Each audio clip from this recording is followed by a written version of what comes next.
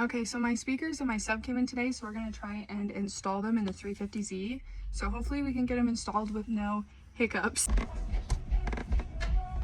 Already replaced the two front speakers, but we're gonna take off the door panels again and put the new ones that I got and exchange them out.